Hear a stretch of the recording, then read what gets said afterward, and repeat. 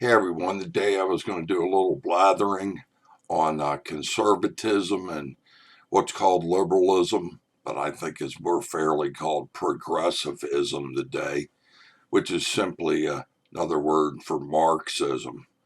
Now, first off, in critical thinking is based on history, based on ethics, based on morality.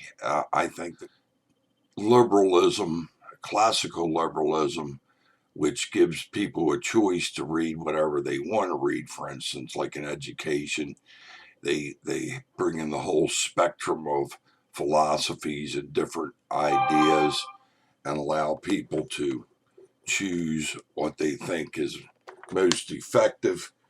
That's classical liberalism. But that's not what we had today with progressives. Progressives are based on Marxism rather than understanding what I was taught in school was greed. Greed is the problem with man, is that everybody basically it's selfish. It's being selfish. It's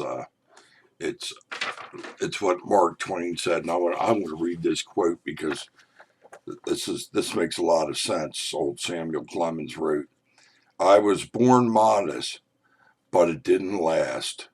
Good breeding consists of concealing how much we think of ourselves and how little we think of the other person." And of course, Mark Twain, his pen name, he had a lot of good insights into humanity and politics, and he struggled with his idea of a just and fair God. Um, One thing that really gets me is this coexist or peace, even written in these different symbols I'll put in here. And the reason for this is that's what I call emotional thinking, the utopia, marriage equality, this whole idea that everything we can all have peace and we can all just get along, but the problem is sin. Sin's the problem. We're not evolving and becoming better. We can't make the world better by things that have failed over and over again, which is the definition of insanity, trying the same thing over and over again and expecting a different result. So, in critical thinking, I would say that history, or being a conservative, is we prove out things by history, by the nature of human beings, which is sinful. And because of greed and sin, you have to take advantage of that. And that's what our system of government does. It makes competition because of that greediness, because of that sin, because of what everybody wants, thinking of themselves rather than the other person, productive. It makes it productive when we have competition, when we have a utopian idea of equity.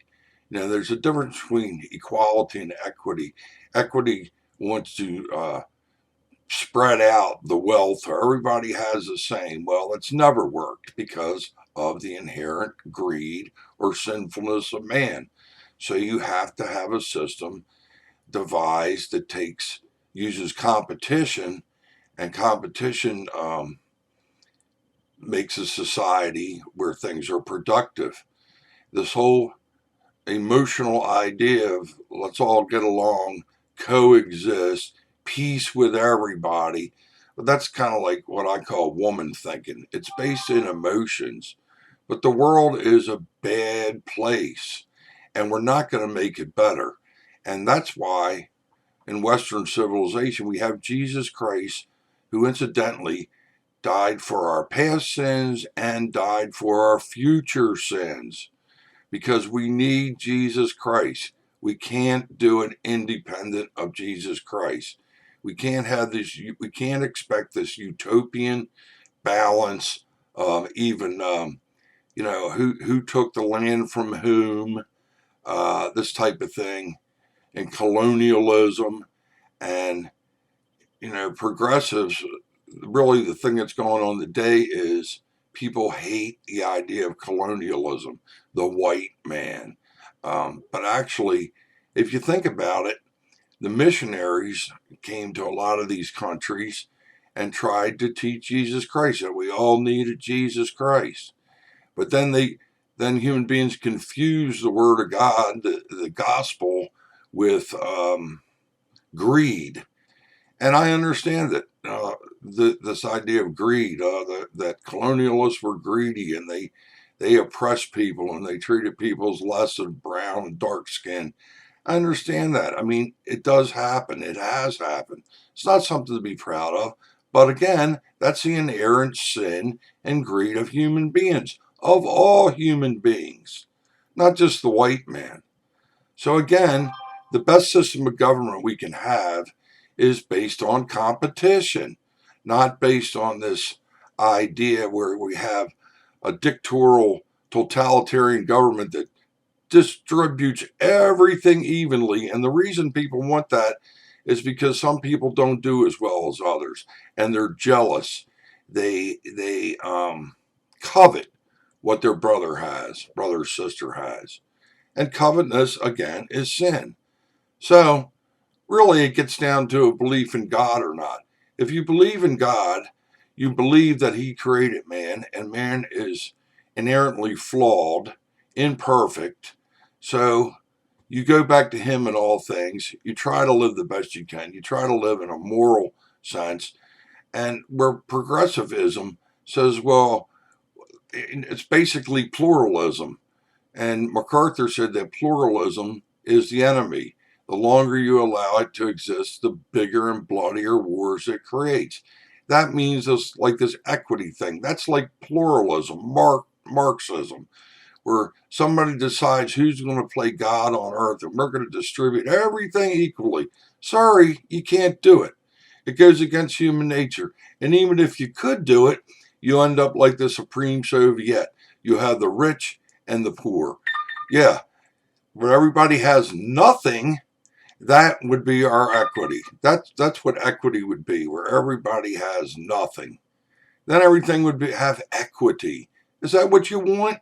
No, it doesn't work based on the human nature. It doesn't work. The best thing we can have is competition in what they like to call capitalism, which is really just free enterprise. Get it? Free enterprise, free from government control. Now, do we need to have laws? You bet we need to have laws, because sin is inherent. Murder, stealing, lying, looting.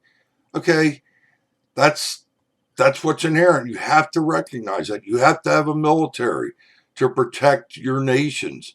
But this whole idea of blending everybody together as equal and the same, that's a utopian idea based on emotions.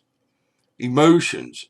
And I dare say that what's happened today is they have turned God's order of Western civilization, the idea of right and wrong and if you don't work, you don't eat, on its head, into this progressive, totalitarian utopia where we think, oh, it's woman thinking. Like I said, we can all get along. We all can just love each other in some kind of emotional type of love where we embrace everybody.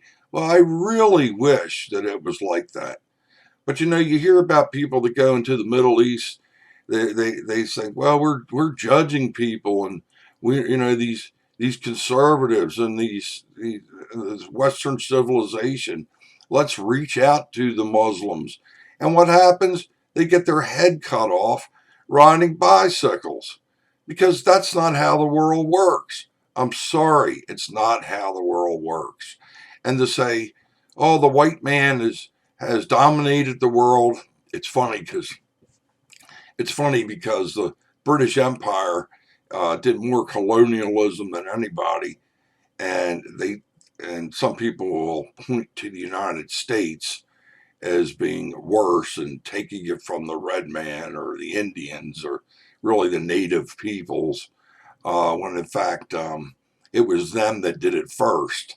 So this whole idea of trying to correct the past and this idea of um, reparations is just ridiculous. What are you going to do? Have reparations all the way back to the Garden of Eden, all the way back to Babel? The world doesn't work that way. We're only responsible for ourselves, for what we do. And if we elected people that were ethical and were God honoring, we'd have better leadership. But when you have this progressive idea of everybody being equal and let's have open borders and wrap our arms around the world, it just doesn't work. As a matter of fact, the first settlers that came over here that were Christians were communists. They had communal living. And the first thing that happens is you got people that were lazy and wouldn't work. They wouldn't be productive. And so what happened is, and especially in the first winter, and of course you had a lot of people that got sick, and you had people that had to try to support them because after all they couldn't work. That's the that's the Christian thing to do, to help people that have less. But they all almost died and starved the first year until they were taught by the Native Americans trade. They were taught trade, productivity, okay? Because that productivity is what overcomes sin.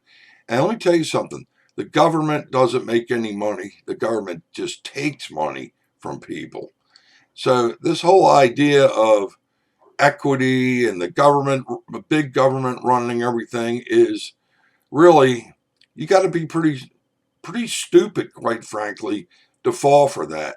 Because the same thing's going to happen that's happened to any other peoples in this time. You'll get a totalitarian rule where elitists decide what's best for you and me, who don't really care about you and me because they only care about their own greed, and it's not going to work. People hate Donald Trump, but Donald Trump had good policies. He kept us out of war. And because they hated emotionally Donald Trump, put America first, who did what he said, he tried to, but because they hated his personality, they voted in Joe Biden. Honestly, I don't think he actually legally got in, but that's beside the point. But they voted in Joe Biden, and Joe Biden is a mental defective. He's fallen apart, the poor man. And he's a puppet. He's a puppet to other people that are just using him. And all our national security, COVID-19, he's letting people flood into this country undocumented, untested. What kind of insanity is that? And the idea of equity, everybody's going to have the same. Oh, you're a bigot because you're a white man. Well, doesn't have any disease, doesn't know the difference between your flesh tones. Come on. As Joe Biden likes to say, come on, man. Yeah, exactly. Come on, man. Use your head. You know, coexist. Wow. I really wish it could be like that, but then it would be a perfect world, wouldn't it? No, you have to read history. You have to find out what happens when you mix populations, because you have competing cultures and hatred, especially when you tell one person they're a victim of another group. And that just makes it worse. That just makes it worse. And all they do is turn around and they try to, like the reparation things, they try to stomp down who their perceived oppressors were, you know? And I understand oppression. Liberate the oppressed, the special forces symbol. Fine, but you liberate them to freedom to work and to think and to be productive, non-dependent upon a government control. Government control is not going to fix the world. The Nazis tried to have government control. Eugenics, they tried to decide who was better to live than other people. The communists is all about control of a stupid, uneducated populace. It doesn't work. Individual liberty is the key. And you know what? If God allows the manifest destiny of taking over of an undeveloped nation by a more developed nation, well, then so be it, because that's a good thing if you can develop a nation. So I don't go along with this colonialism oppression idea. I mean, yes, there is oppression, and that's a bad thing. I understand it, and I understand the historical concept of people being butchered and murdered and slavery and all that. But the way to fix that is not by having more of it, not by having more totalitarian control, not by having open borders, not by having some elite group tell everybody how. The way to fix that is to have the individual liberty enshrined. That's the way to fix it.